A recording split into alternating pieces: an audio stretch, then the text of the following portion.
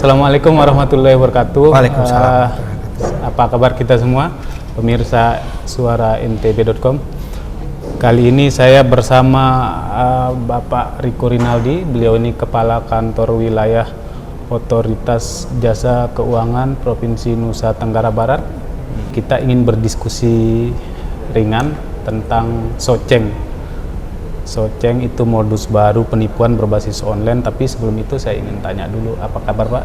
Kabar baik, alhamdulillah. Sehat Pak ya? Assalamualaikum warahmatullahi wabarakatuh. Waalaikumsalam warahmatullahi wabarakatuh. Pak Kepala, mohon izin, ini kan sekarang sudah mulai berkembang tren Soceng, istilahnya istilah baru sekarang, dan itu ternyata modus penipuan. Barangkali bisa dijelaskan sedikit Pak Kepala, ini Soceng ini makhluk apa sih sebenarnya Pak? Soceng itu sendiri kepanjangan dari social engineering ya. Ya. Ini memang pola yang kalau di industri jasa keuangan kita itu memanfaatkan atau mengarahkan masyarakat untuk melakukan sesuatu itu ke arah yang mereka inginkan gitu ya. Ya misalnya ini lebih kepada penipuan gitu posisinya. Nah, misalnya di perbankan misalnya ya, kan kita ada data-data pribadi kita gitu ya. Nah, mereka mencoba mengorek data-data pribadi kita tersebut untuk mereka dapatkan dan mereka manfaatkan untuk penipuan yang tadi kita sampaikan di awal gitu ya. Nah, ini yang harus kita hati-hati nih posisinya. Mereka memanfaatkan kelengahan kita terhadap mungkin juga sekarang ini kan posisi digitalisasi ini sudah cukup sudah cukup marak ya, baik di perbankan maupun di industri jasa keuangan lainnya gitu ya. Nah, itulah yang mereka manfaatkan untuk bisa melakukan penipuan terhadap masyarakat gitu. Pak Kepala, itu model penipuannya seperti apa Pak? Tawaran-tawaran mereka itu? Soceng ini lebih kepada meminta data-data pribadi yang kita punya atau data-data yang seharusnya tidak kita berikan kepada orang lain selain kita sendiri.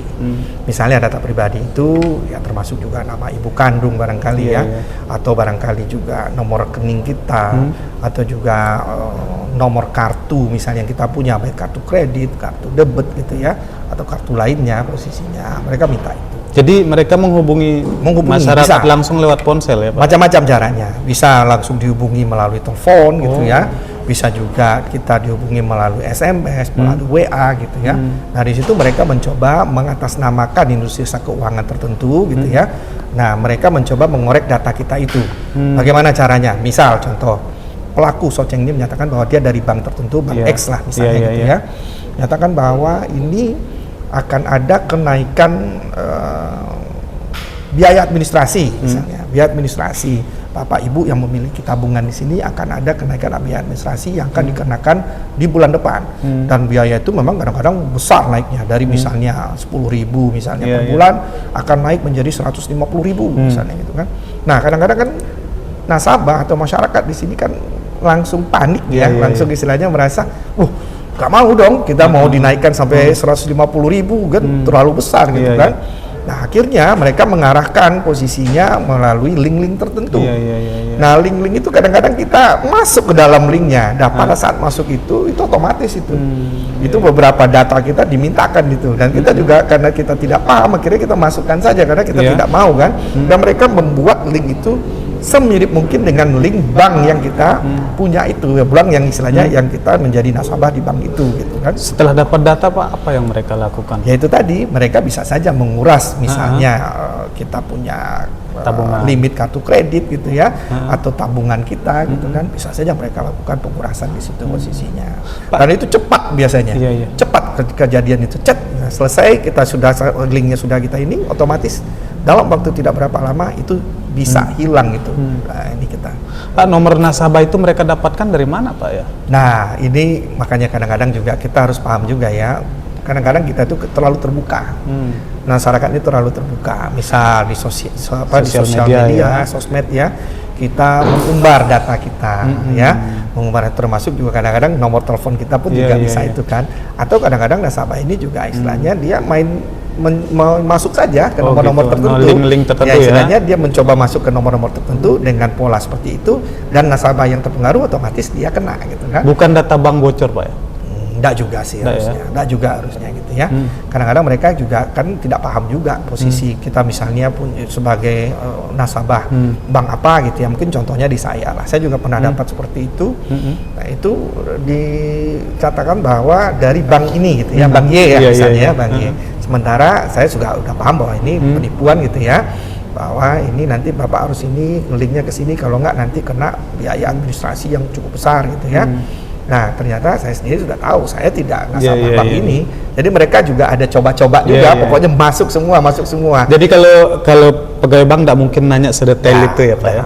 Nah makanya ini yang harus kita pahami, jangan sampai kita terpengaruh dengan apa yang mereka minta itu. Jadi ke depan kalau ada pihak-pihak tertentu meminta data-data kita, data-data pribadi, termasuk juga data selain data pribadi tadi, mungkin data kalau di kartu kredit itu ada di belakang itu namanya card verification, value verification ya, CVV gitu ya, ada 3 nomor itu di situ, itu hati-hati jangan diberikan kepada siapapun.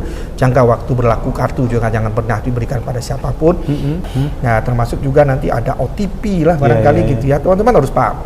OTP itu berarti akan ada transaksi yang dilakukan. OTP itu kan dalam rangka untuk mengautentifikasi daripada transaksi yang kita lakukan itu. Nah, pada saat kita berikan itu, otomatis itu transaksi itu jalan, transaksi itu terjadi gitu kan posisinya. Nah, ini yang harus kita pahami. Kalau ada yang mencurigakan mengatas nama bank, kita bisa langsung ke banknya ya Pak? Makanya, kalau memang teman-teman rasanya khawatir dengan hal itu, hold saja dulu apa yang mereka minta itu, tanyakan ke banknya.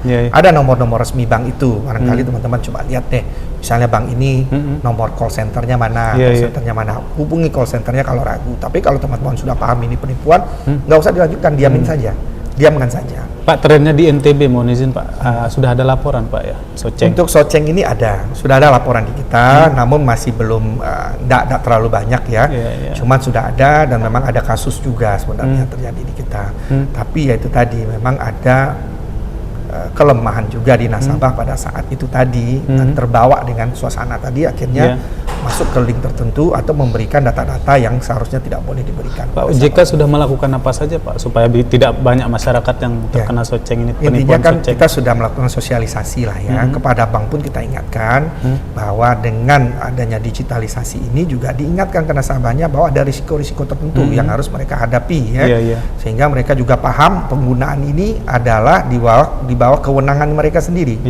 Ya, jadi mereka harus paham dulu apa yang produk yang mereka pakai ini gitu ya, sehingga mereka juga tidak tertipu nantinya ke depan. Nah, beberapa yang lain juga kita lakukan juga kemarin kepada industri jasa keuangan kita, seluruh industri malah, tidak cuma perbankan. Kita marakkan, kita pasang flyer-flyer ya di perbankan, di multi finance, di industri jasa keuangan lain, dipasangkan untuk mengingatkan mengenai Soceng ini. Kita sudah ingatkan, mungkin teman-teman bisa lihat lah, supaya masyarakat tahu bahwa ini ada isu Soceng ini ke depan. Jadi edukasi ke masyarakat itu sudah masif dilakukan ya Pak ya? Ya, ya sebenarnya kan Soceng ini juga secara nasional pun juga sudah diingatkan ya. Namun ini mungkin tugas kita bersama juga ya, teman-teman FWE juga mungkin nanti ke depan juga, ayo kita bersama-sama ingatkan kepada masyarakat ada risiko terkait dengan Soceng ini. Pak, terakhir kalau sudah terkena misalnya penipuan ini, apa yang mesti dilakukan Pak? Ya, kalau sudah terkena kadang-kadang gitu ya Mas ya, posisinya kan mungkin dana kita atau limit kartu kredit kita otomatis kan sudah terkuras ya posisinya. Bisa kita laporkan ke APH atau OJK Pak? Bisa harusnya. Kalau OJK monggo saja pengaduan ke kita. Nanti tentunya juga kita akan coba melakukan mediasi ya dengan teman-teman perbankan barangkali gitu ya. Kira-kira bagaimana. Nah, namun memang risiko itu memang risiko nasabah sendiri sebenarnya. Nah, itu yang harus dipahami dari awal pada saat kita memakai produk-produk tertentu daripada bank tersebut gitu ya. Nah, tapi ke APH monggo dilaporkan gitu ya, ke kita pun juga bisa diadukan, nanti mungkin kita bisa teruskan juga posisinya kepada SWI lah terutama gitu ya. Satgas Waspada Investasi ya Pak ya. Oke. Demikian perbincangan singkat saya dengan Pak Riko Rinaldi, semoga bisa bermanfaat bagi kita semua. Intinya masyarakat harus waspada, harus berhati-hati dan teliti. Demikian, Assalamualaikum warahmatullahi wabarakatuh. Sampai jumpa. Assalamualaikum warahmatullahi wabarakatuh.